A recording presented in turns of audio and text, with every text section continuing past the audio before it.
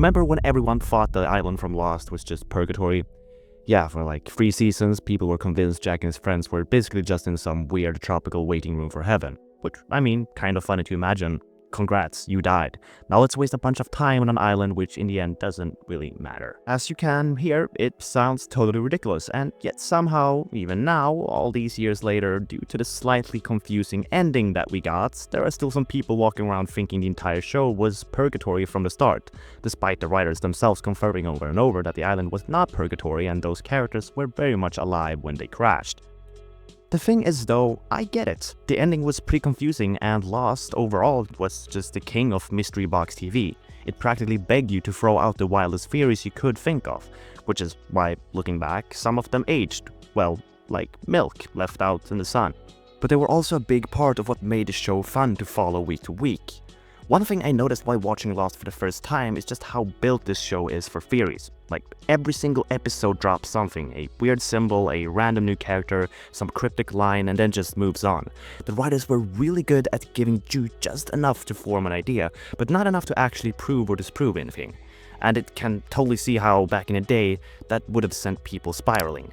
I kinda wish I could have experienced that in real time, because full disclosure, I'm embarrassingly late to The Lost Party. I didn't even start watching it until like a year ago on Netflix. So while everyone else on the internet forums back in 2008 arguing about smoke monsters and time travel, I was, I don't know. But anyways, when I finally did watch it, I went down the rabbit hole of old fan theories, and wow, some of these are stupid. Some are surprisingly smart, but as I just said, some of them aged like milk. So today, I'm going to go through most of the old popular theories people had back then, so without wasting any more time, let's jump right in. So let's start with the big one, this purgatory theory I was just talking about. This wasn't just some fringe idea either. From what I've read, it was the dominant theory for years. Basically, the idea was that everyone on Oceanic Flight 815 had died in the crash, and the island was like a spiritual waiting room where they had to work through their issues before moving on. And I'll be honest, watching the show now, I can totally see why people thought that. There's a weird dreamlike quality to the island. The characters are all haunted by their past, there are polar bears for some reason. It's the kind of setup where purgatory isn't even that much of a stretch. Plus, it's just vague enough where you can fit a lot of early mysteries into it without breaking the logic. But of course, as the show went on, it became harder and harder for that fear to hold water. You had characters showing up with backstories that made zero sense in a purgatory context. You had time travel, you had people leaving and coming back, and unless this was the most complicated afterlife in TV history, it just didn't really add up. Eventually, the creators even had to come out and say, no, the island is not purgatory. The purgatory one, because it just was such a cool idea. And though that's not what it is, it's like... Part of me thinks it's a shame it turned out to be wrong, because there's something kind of poetic about it. Like, I get why people latched onto it. It's simple, it's clean, and it makes for a nice metaphor of redemption. But it's also would have made the whole show feel smaller, I guess. It's the same problem I've seen in the Walking Dead fandom, where people love to theorize that the entire series is just Rick dreaming in his coma from episode 1. And I get why people make that connection. It's neat, it's kind of symmetrical, it ties everything together in this abstract way, but it also instantly kills the emotional weight of everything you watched. If it's all a dream, then nothing actually mattered, all those deaths, all the growth, it's just useless, right?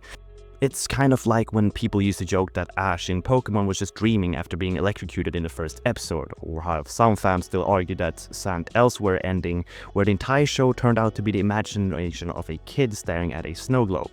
It's some sort of genius twist, like sure, it's clever in the moment, but it also retroactively makes everything feel pointless. And for a show like Lost, which built itself on stakes and mystery, that would have been bad. If purgatory would have actually been the answer to the show, it would have kind of just been the biggest case of, oh, that's it, in TV show history. Thankfully, Lost moved past it, but of course they didn't stop people from throwing out even wilder ideas, and I don't mean one or two, there were a lot of them. Like, one that came up a lot was this idea that the island was part of an alien experiment. Basically, we were just ants in a massive existential lab. The smoke monster, alien tech, the healing powers, genetic tinkering, and okay, I can sort of see in the earlier seasons, polar bears in the jungle, creepy hatches, stuff moving in the trees. It does have that sci-fi mystery vibe, but by the time the show started tying things to human history and the Dharma Initiative, it just doesn't work anymore. Also, the thought of some alien species spending their time spying on Jack's love triangle is, well, not exactly high-stake cosmic research, right? Just a quick side note before moving on, I will commit self-harm by consuming a Carolina Reaper or the One-Tip Challenge, which I guess also would mean I would do a face reveal if I reach 1,000 subscribers. So please, for the love of God, subscribe. Also, if there's like any video ideas you guys got, please comment them. I'm really out of creativity here. Okay, back to the video. Then there was the time loop theory, which is one I actually kind of like. The idea was that the survivors were stuck reliving the crash over and over until they got it right. And if you're watching early Lost, I get it. There's a deja vu everywhere, characters making similar choices, little hints that fate is at play. This one definitely had potential, but then the show reveals its time travel rules, and they're all about fixed timelines, so no, try again till you win, no do-overs. Which is a shame because a Groundhog's Day style plane crash would have been kind of cool. Some people went the other way entirely and said nope, it's all divine. That's where the Jacob is God theory came in. Before you actually meet him, Jacob is built up as this invisible all-knowing force shaping everything.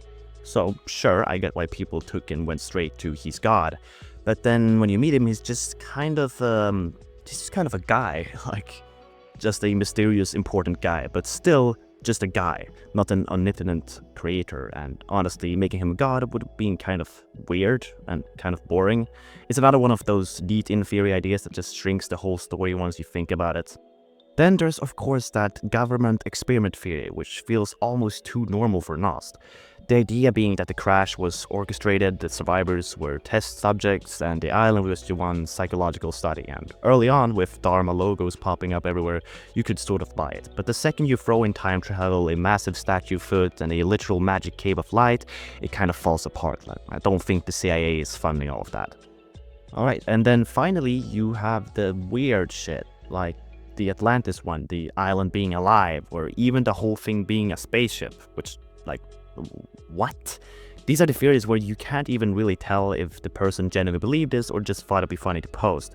Atlantis makes some sense thematically, the alive island thing at least imaginative, and the spaceship theory, well, I kind of hope that one is a joke. But they're still fascinating in their own way, because they show how Lost basically removed the ceiling for what you could just test. Anything felt possible, even the stuff that probably shouldn't have been. So now if you look at all these theories together, they actually have one big thing in common. They were all trying to make sense of something that at the time felt completely unpredictable. That's kind of the magic of it. Lost had this way of making you feel like literally anything could happen next, so people filled in the blanks with whatever their brains could come up with. Whether that was time loops, aliens, gods, or magic islands that could sprout legs and walk away. Now that I've actually finished the show, looking back at these guesses, it's kind of like reading fanfiction for a book you already know the ending to. Sometimes you think, oh, that would have been kind of cool, and sometimes you think, oh god, thank god they didn't do that.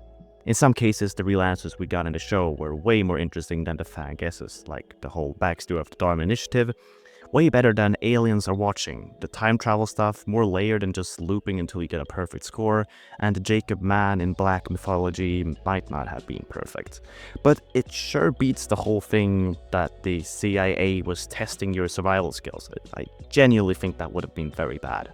But then there were the moments where I do wonder what the show would have looked like if it had gone in some of the weirder directions. Like, imagine if they actually committed to the time loop thing. The emotional punch of characters learning they'd already lived and died dozens of times could have been kind of crazy. Or if the island really was alive. That could have been creepy in a completely different way. What's funny is, even the theories I think are bad still kind of add to the show for me, because they remind me of how big Lost felt when it was airing. Big enough that people could believe anything about it, even if the real answers didn't match the hype. The hype was part of the experience, and yeah, I missed out on living through that in real time, but reading through all the old posts and comment threads still gave me some sort of taste of it. So yeah, sure, most of these theories age like milk just are inherently not true, but they also age like vintage milk. The kind you keep around not to drink, but to show people and go, wow, remember this. And in a weird way, I think that's part of why Lost still sticks in people's heads today. Not just for what it actually was, but for everything we thought it could be. So yeah, that's my video about Lost theories that age like milk. Holy shit, how many times have I not said milk in this episode? If you like this and want to help me achieve my lifelong dream of hitting 1,000 subs and in the process watch me suffer for eating a Carolina Reaper or one chip challenge with my face on full display, please subscribe. Also, I'm probably doing a question and answer video in the same video. So, ask me anything, literally anything. Please comment about any suggestions for a future video. And I'll see you in 5 years.